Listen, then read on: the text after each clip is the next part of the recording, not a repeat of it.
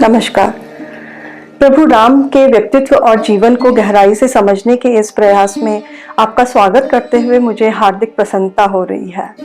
राम के जीवन का हर प्रसंग शिक्षाप्रद है, आदर्श है। सीखने, समझने और अपने मन में राम को बसाने का आनंद लेने के लिए ये वार्तालाप श्रृंखला बनाई गई है।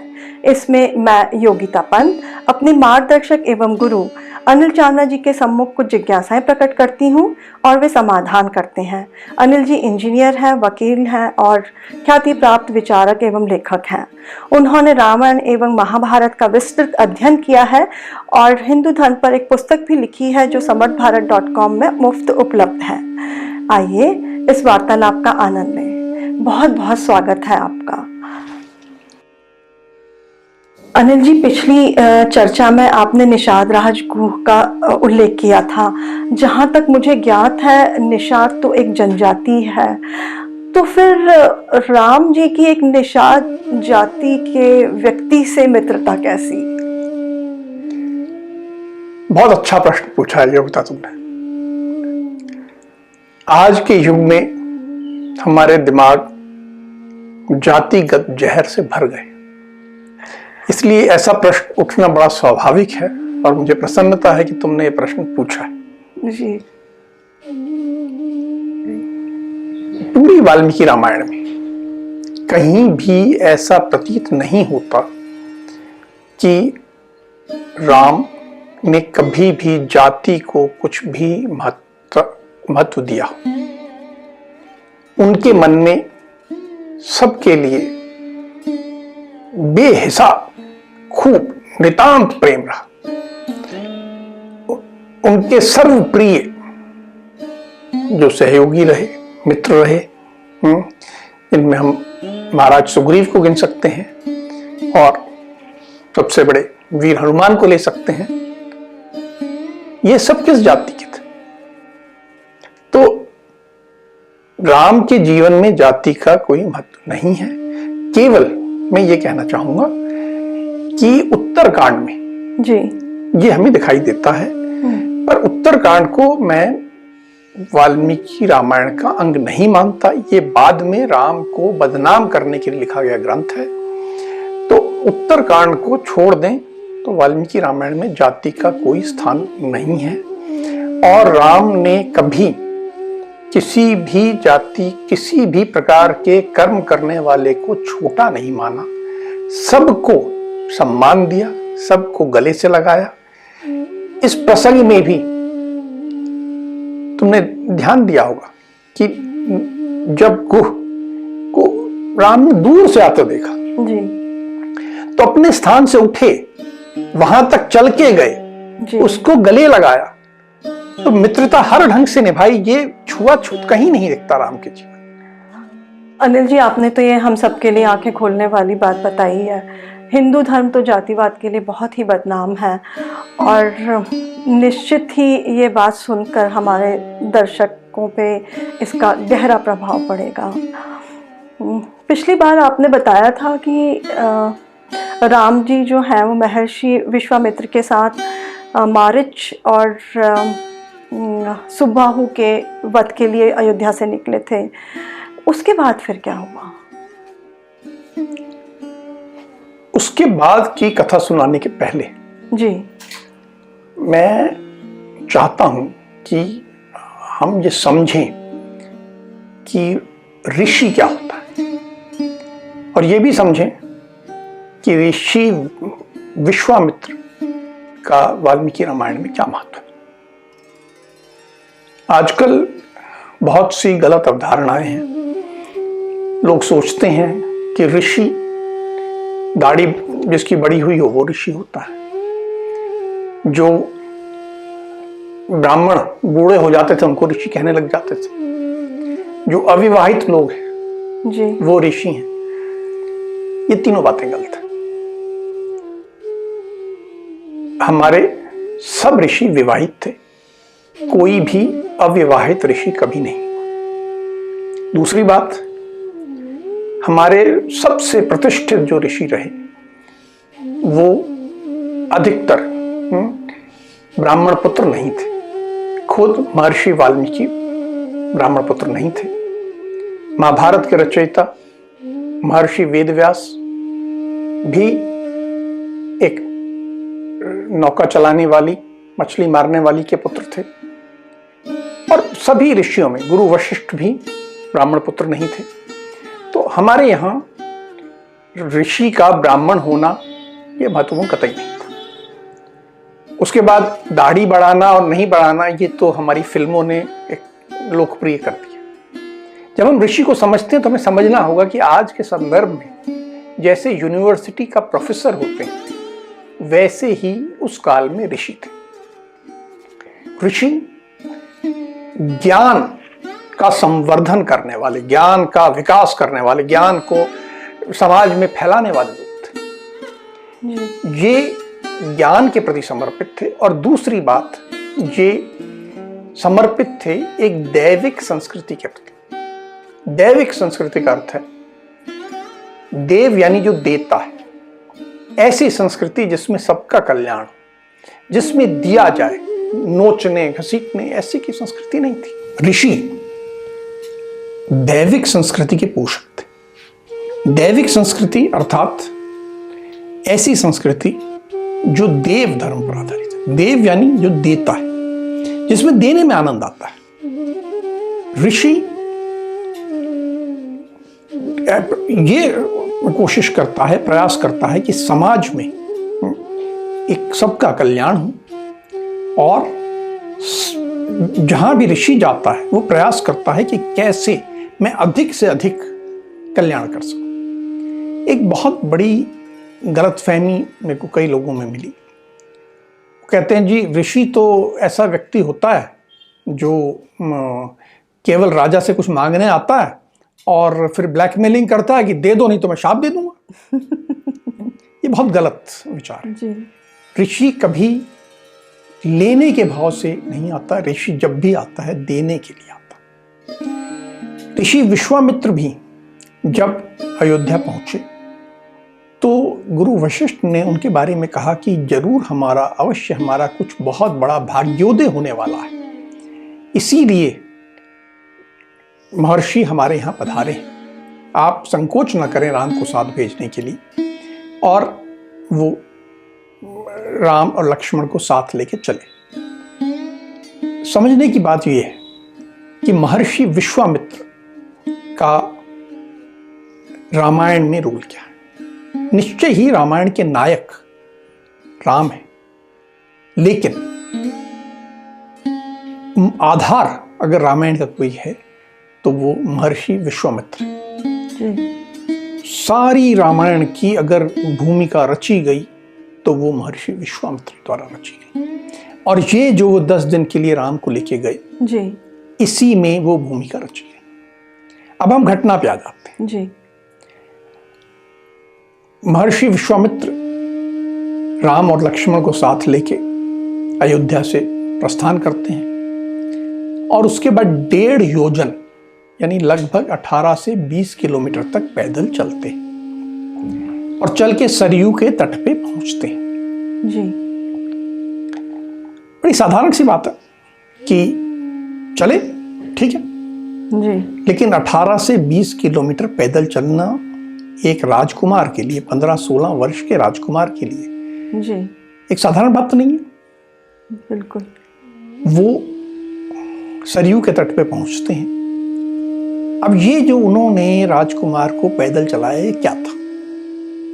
वास्तव में वो राम और लक्ष्मण की परीक्षा ले रहे थे। जैसे कोई शैक्षणिक संस्थान अपने यहाँ किसी विद्यार्थी को प्रवेश देने के पहले चेक करता है जी कि ये इस योग्य है कि नहीं है जी, इसको मैं आगे शिक्षा दूं कि नहीं दूं जी।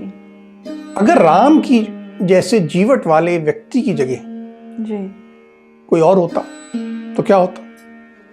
मान लीजिए आज के किसी मंत्री का बेटा होता तो कहता कि गुरुजी आपके साथ चलूंगा तो सही, लेकिन पैदल चलने की क्या आवश्यकता है, मेरे पिताजी गाड़ी भेज देंगे ना, अपन गाड़ी में चलते हैं जी।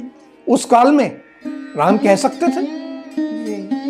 कि हमें युद्ध करने जाना है तो मैं पिताजी से रथ मांग लेता हूं और रथ और कुछ घुड़सवार हमारे साथ चलेंगे, हमारी सेवा करते चलेंगे।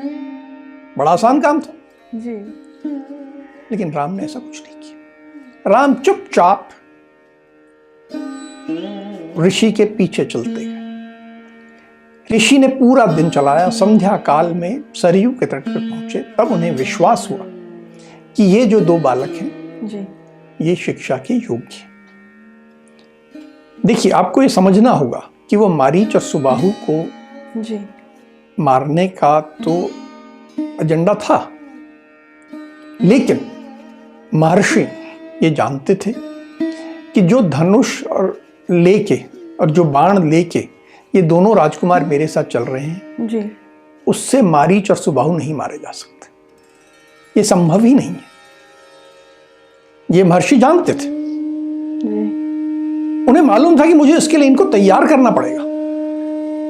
तो तैयार करना मतलब हर एक एक कदम पे जैसे एक यूनिवर्सिटी का प्रोफेसर करता है, कुछ सिखाएगा, कुछ परीक्षा लेगा। तो उन्होंने पहली परीक्षा ली कि राम और लक्ष्मण को सुबह से शाम तक 18-20 किलोमीटर पैदल चलवा दिया। जी। ये राजकुमार बिना चूं चपड़ किए बड़े हर्ष भाव से चलते गए। जी। जब शाम को सरयू के किनारे पहुंचे तो महर्षि ने कहा कि तुम यहाँ आ गए हो, अब ऐसा करो, स्नान वगैरह करके मेरे पास आओ, अब मैं तुम्हें शिक्षा देता हूं। और महर्षि ने दोनों को बला और अति बला नाम की दो विद्याएं प्रदान की और कहा ये विद्याएं, इससे तुमको कभी थकान अनुभव नहीं होगी, तुमको कभी कोई रोग नहीं आएगा, इससे तुम बाहुबल में तुम्हारे बराबर शक्ति का, तुम्हारे समान शक्ति का कोई नहीं होगा। इनसे तुम बुद्धि में, ज्ञान में, विद्वता में, दक्षता में तुम्हारी कोई बराबरी नहीं कर सकेगा। ये दो विद्याएं मैं तुम्हें प्रदान कर रहा हूं।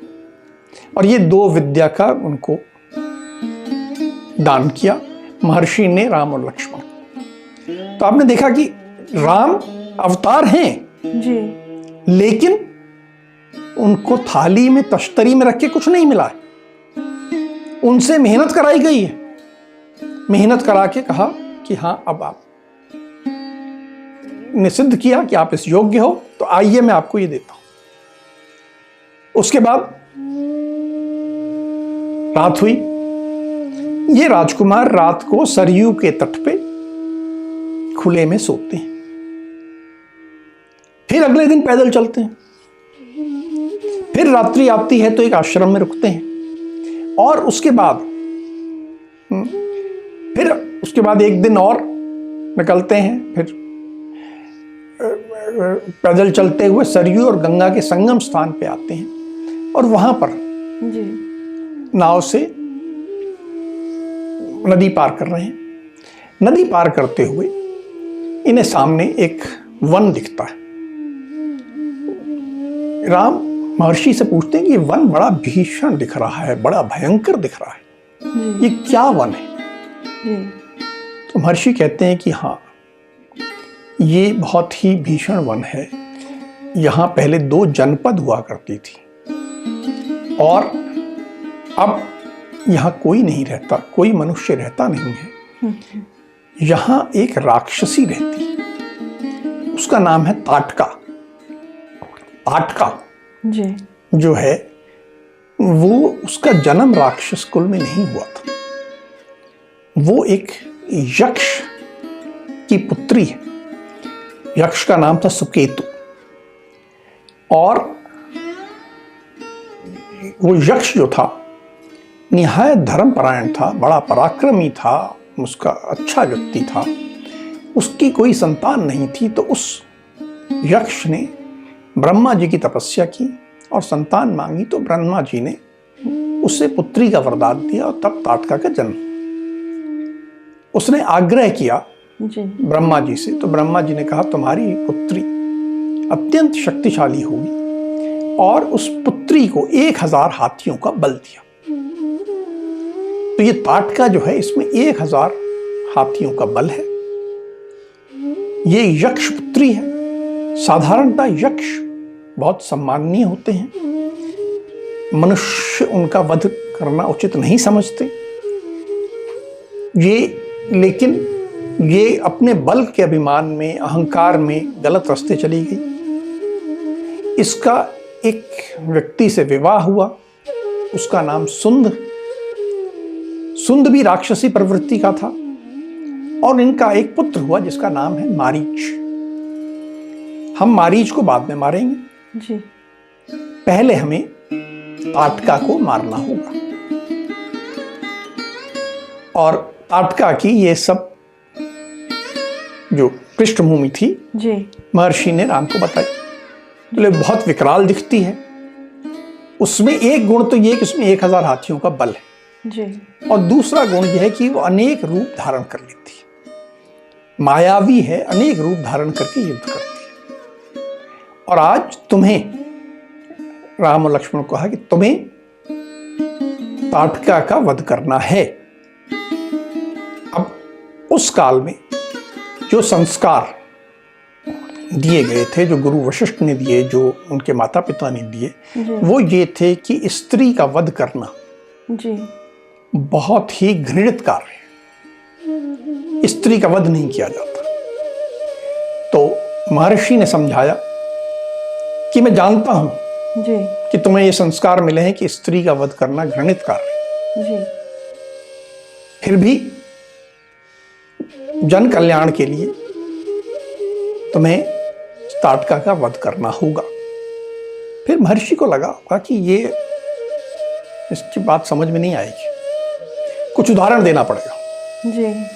तो उन्होंने कहा, पहले भी एक ऐसी सा प्रकरण आया था कि विरोचन नाम का एक व्यक्ति था, उसकी पुत्री थी जिसने पूरी पृथ्वी को नष्ट करने का विचार किया था। तो इंद्र को उसको, विरोचन पुत्री को वध करना पड़ा था और इंद्र ने किया था।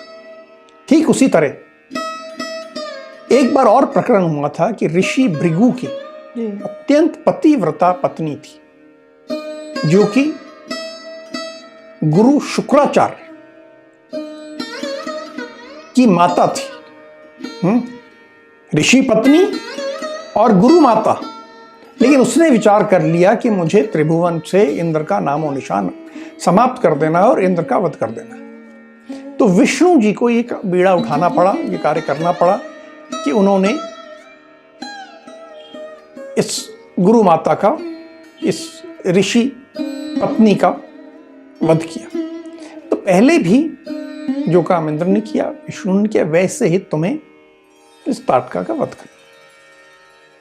राम जी ने कहा ठीक है जी। मुझे मेरे पिताजी ने यही कहा है जी कि जैसा महर्षि कहें वैसा करना है जी। और आप कह रहे हैं तो मैं करूंगा। और वो उस वन के पास पहुंच गए। इन्होंने धनुष से झंकार की जिससे कि बड़ा भीषण स्वर उत्पन्न हुआ और ताटका वन से निकल के बाहर आ गई। अब जब ताटका निकल के आ गई, महर्षि ने समझा दिया था, लेकिन फिर भी संस्कार, मन का भाव, राम अभी युद्ध करने के मन स्थिति में नहीं आए थे, आधे मन में थे। राम जो है लक्ष्मण को कहते हैं कि मेरा कोई बहुत उत्साह नहीं है इस स्त्री का वध करने। स्त्री का वध करना कोई शोभनीय कार्य नहीं हो सकता।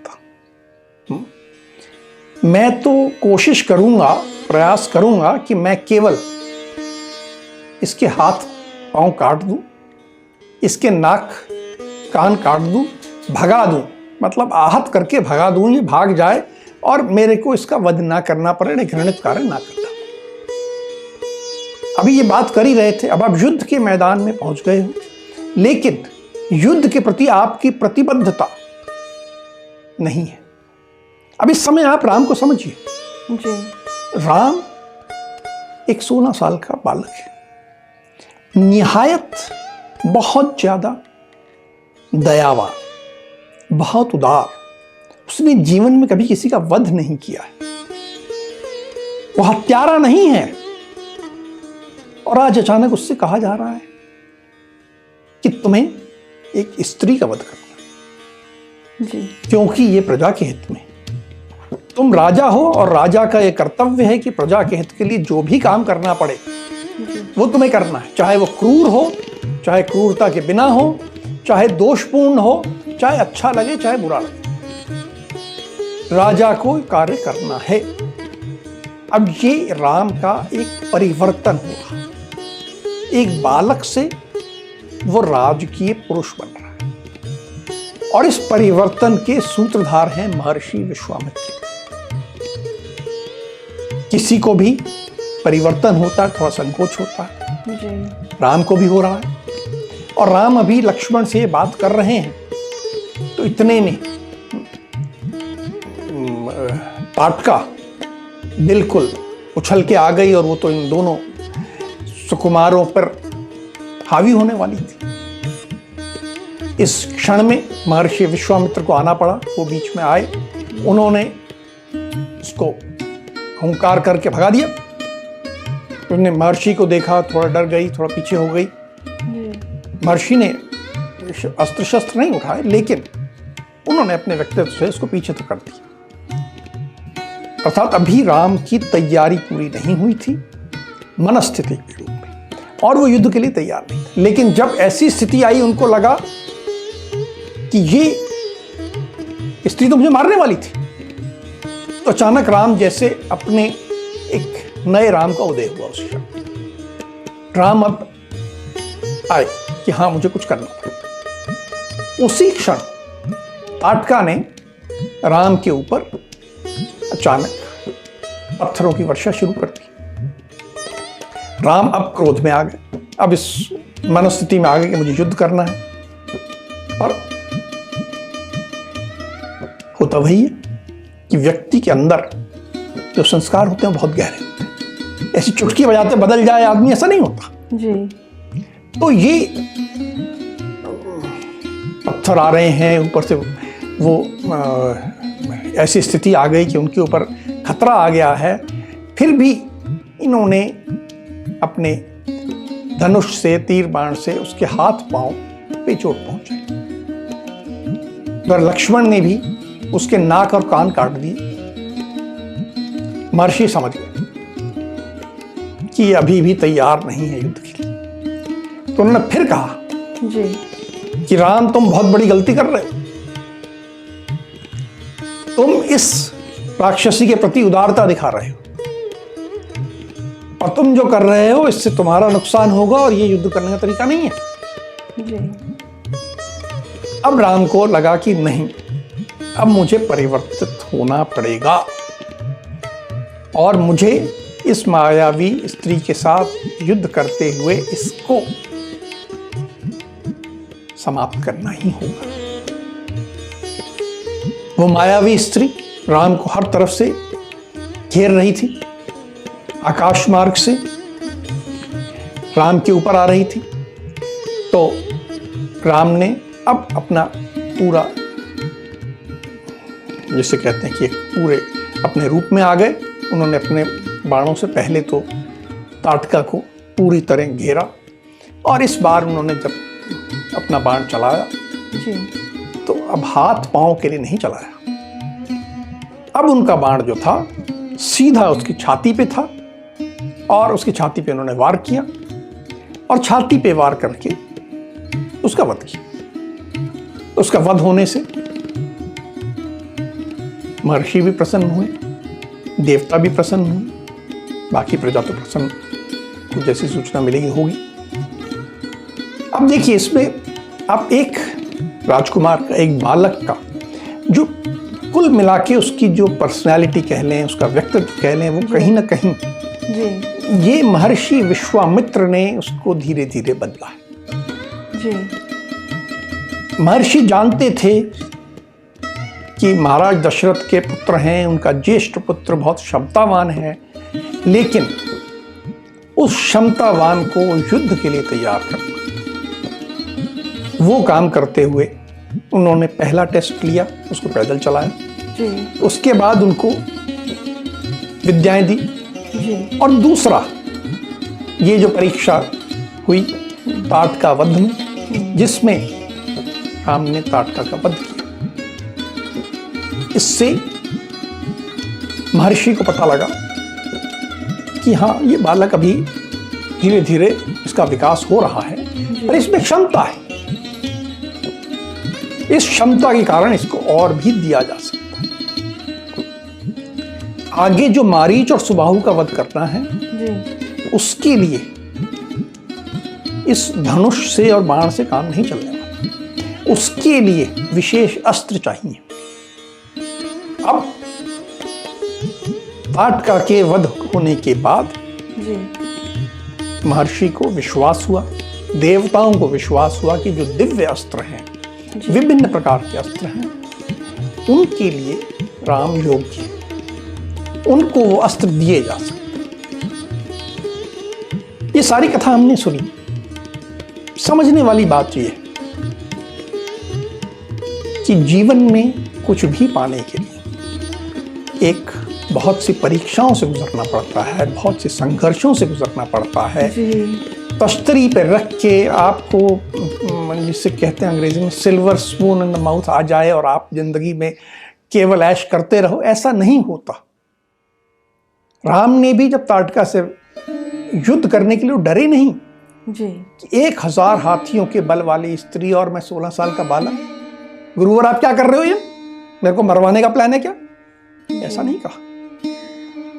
जूझने की और हर हिसाब से जूझने की तैयारी, मनस्थिति एक बात, और दूसरी बात जो राम ने इसमें सीखी कि जो हमारे गुरुवर जी। जो ज्ञानी लोग जो कहते हैं, जो मार्गदर्शन देते हैं, उसको जीवन में उतारना होता है।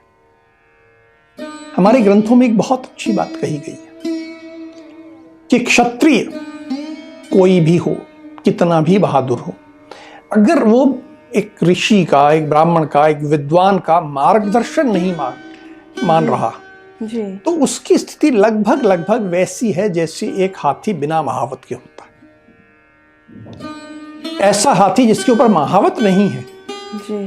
वो युद्ध में अपनी ही सेना को रौंद देता है।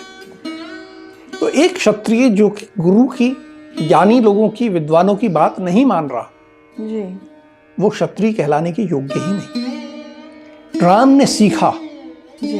कि मुझे महर्षि की बात का पूर्णता पालन करना है। दूसरी बात एक और सीखी जी। कि धर्म के सिद्धांत जब हम उनको पढ़ते हैं, कहा जाता है कि स्त्री का वध नहीं करना, या कहा जाता है कि आपको हमेशा सत्य वचन बोलना है। जी। हर सिद्धांत का परिस्थितियों के अनुसार कुछ अपवाद होते हैं और उनको हमें गहराई से समझ के जो ऋषियों का मार्गदर्शन है, ज्ञानी लोगों का मार्गदर्शन है, उसके अनुसार कार्य करें। तो आप देखिए ये कैसे राम का एक ट्रांसफॉर्मेशन हो रहा है, सीख रहे हैं जी। अगली बार हम मारीच और सुबाहु के वध की बात करेंगे। अनिल जी, ये आपने बहुत अच्छी बात बताई कि बिना मेहनत के किसी को कुछ प्राप्त नहीं होता है। हम सबको भी अपने जीवन में यही सीखना चाहिए कि बिना मेहनत के शॉर्टकट तरीके नहीं अपनाने चाहिए और जो अपने गुरुजन कहते हैं उसका ध्यान से अपने जीवन में उतारने की कोशिश करनी चाहिए। इस उम्मीद के साथ कि हमारे दर्शक भी इसे राम जी के ये व्यक्तित्व को अपने आप में ग्रहण करेंगे, आज की चर्चा को यहीं विराम देते हैं। अगली चर्चा में राम जी के कुछ अनछुए पहलुओं के साथ हम दोनों फिर उपस्थित होंगे। तब तक के लिए राम राम।